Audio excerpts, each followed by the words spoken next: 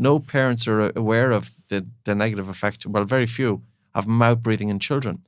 And yet, none of this is new. Like 1872, there was a term called adenoid faces. And if you go into Google and you put in adenoid faces, you see a typical facial profile of a mouth breather.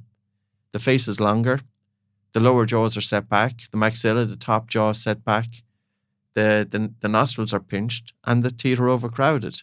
And then if we ask, well, what's happening now in the dental industry? Well, overcrowding of teeth is so common. But what does that tell us? If a child has overcrowding of teeth, there's a bigger story there.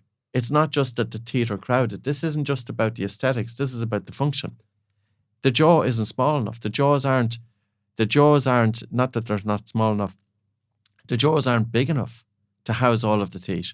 That's why the teeth are overcrowded. So why aren't the jaws big ugh? Well, the jaws are not big enough because of maybe maybe the mom wasn't able to breastfeed, the food that we're eating as children, the exposure to different allergens and our body's reaction to them, the habit of mouth breathing, thumb sucking.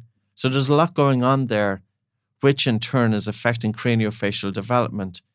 So there's shape of the face is changing, the airways are getting smaller. This is more then conducive to sleep disorders.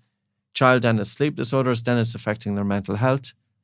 And if you go to an orthodontist then at 12 years of age or 13 years of age, very often the orthodontist will say, we need to remove 2 or 4 teeth. But if you extract teeth then, what that will do is make the jaws even smaller again. And now there's not even enough room for the tongue. And if the tongue isn't able to stay in the roof of the mouth, the tongue is going to fall back into the throat. So you can see the disciplines, and this is coming back to the simple habit of mouth breathing. Mouth breathing is not normal in human beings.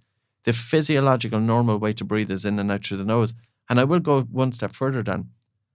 I had surgery on my nose in 1994. Nobody told me to breathe through it.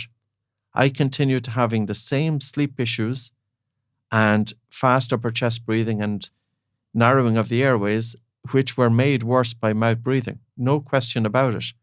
So it's not enough to treat the nose. We have tens of thousands of children in this country will undergo adenoidectomy and tonsillectomy.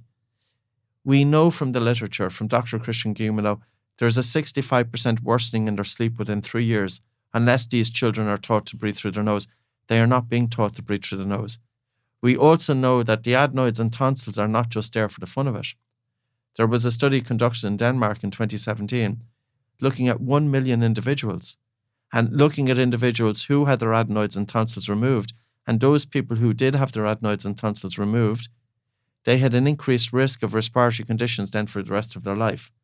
We also know, and this is the gold standard of treatment of sleep issues in this country and in the Western world, is to remove the adenoids and tonsils, that the efficacy of it was first explored in 2010, published in the American Journal of Respiratory and Critical Care Medicine.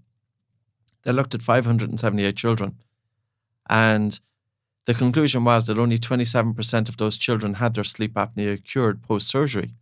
73% continued to have sleep apnea post-surgery. Now, that's just children. If we look at sleep in the adult world, the gold standard of treatment is a CPAP, so it's continuous positive airway pressure. It was invented by Dr. Colin O'Sullivan, and he took the idea from a vacuum cleaner. A vacuum cleaner sucks air, so this is a vacuum cleaner in reverse. It's pumping air either in through your nose or mouth or both or whatever. If you have a full face mask, it's going down your throat, it splints open the airway. So the gold standard of treatment here is that 50% of people have to abandon after 3 to 6 months. 50% of those people who are diagnosed. So we have huge shortcomings. If we talk about mental health, I don't think we will ever get to the bottom of mental health issues unless we look at dysfunctional breathing patterns during wakefulness, but also during sleep. Those 2 pillars need to be brought into mental health. And at the moment, we're all in our little silos.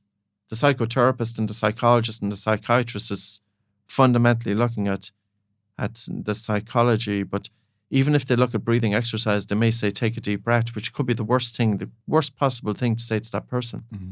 You know, we need, and this comes back to our education. Like if we did have an education that we were really training our brain to be able to survive and get through life, we wouldn't have the same mental health issues. But it's not just the mental health issue. I'm not saying like I I didn't have panic disorder or anxiety, but I had a racing mind. That's all it takes, a racing mind and high stress levels.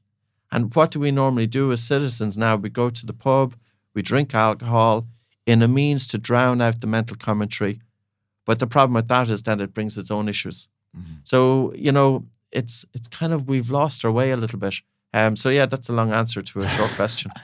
I have so many questions.